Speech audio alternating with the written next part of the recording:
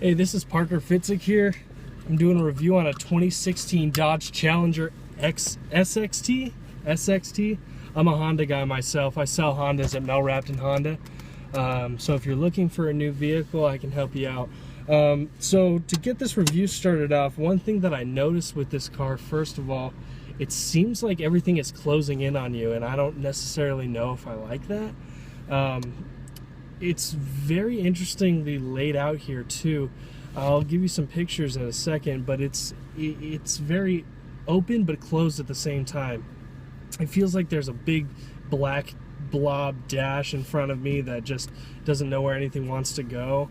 I feel like everything is it's almost like a futuristic race car in a way, but not executed in a good way. So what I'm going to do is I'm going to give you my thoughts. This is my first time driving the car, actually. It's a used car that we got on our lot, and we're looking to actually sell it. Back out real quick here. No backup camera on this, by the way. And for a 2016, you would think that would come standard on pretty much everything. Very small window in the back as far as visibility goes too, so not helping you out any there. Okay, we're in drive now. Easy power steering. Everything seems very, very smooth in the car though. It doesn't seem like it's trying to lift off anywhere. It seems very planted. It does seem like a very heavy car though. Turn signal is gonna sound weird. It's kind of loud. All right, let me take it out. I'm gonna take it on a little back road and see how it is. So it's very, very smooth. It's almost like it feels very heavy. If you've driven a Chrysler 300, it's kind of like that. That's kind of how it feels. The infotainment, I believe it's a touchscreen. Yeah, it's a touchscreen, so that's kind of nice. You have your standard controls as far as Bluetooth and everything goes, so that's good there. Door handle, very low. Very low. It's very low on the actual door. It's very weird. I've never had that before. Automatic windows, both. It is a coupe, so it's not a four-door. The Charger is a four-door, I believe. Let me shift it into manual and see what we can do. Shift not allowed. Okay, that's weird. Okay. Yeah, so it does feel like it does have some torque. It looks like it has some torque too. Yeah. So taking that turn, there was a bit of body roll, but nothing too bad. It's got a decent amount of torque, to be totally honest, for being so heavy. It just feels very, very, I don't want to say sluggish, but it feels like I'm moving through sludge in a way. The steering wheel feels very nice. It's got a nice thick feel to it. Leather wrapped. It's that weird hard leather though, that I don't necessarily like. It feels very, it almost feels like a plastic. Some people like it though. Now I'm going to take it on the freeway in a second and we'll see how we're doing there. So this one does come with navigation.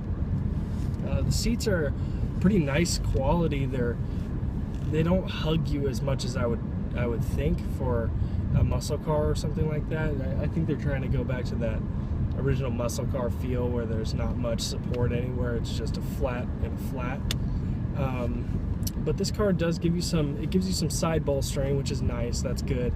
Leg bolstering, there's none, pretty much. There's very little. There's about probably an inch or two of bolstering height, and that doesn't do much for holding you in the seat. Let me flip a U-turn. I'm going to see what kind of turning radius we have in this. Okay, so turning radius, not bad. Surprisingly good. I'm going to pump it up. I'm going to hit the gas. Okay, this isn't automatic, so forgive the gearbox.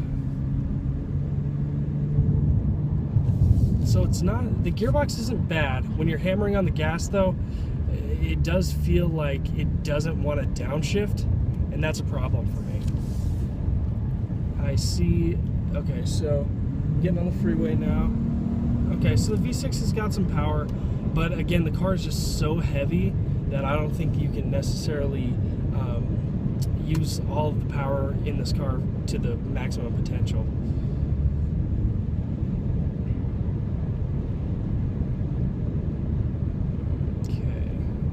On our way back, and I'm going to do a little walk around so you can see the exterior of the car. So overall, I like the car. It's a nice cruiser. It's not a fast biting scat pack or something like that. It's a nice cruiser. It's a nice, good leisurely driving car. You still have enough power there to actually get somewhere on the freeway. Very comfortable too, other than the side bolsters that don't really support you, or the bottom bolsters that don't really support you that well. I just think for me, I'm a bigger guy. I'm about 230 pounds, and I'm 6 foot. What is it, 2? I feel like after 6 foot, you kind of forget, but. I feel like these seats just don't fit me personally, but someone maybe a little smaller, they would fit a lot better. So I'm going to pull off my camera, and then we will do a little walk around on the car. In here we have the auxiliary cable, we have the USB, and we also have a micro SD card for whatever reason, I'm not sure. Maybe store songs or something like that. And then we have a 12-volt DC battery charger in here. Just like a cigarette lighter, just like we used to have back in the day. Foot brake, that's interesting. You have to really push on that foot brake to get it there. Lights, it's a cheap feeling switch on the left side. I don't really like that. So overall, I'm feeling around like a 6 out of 10 on this car. The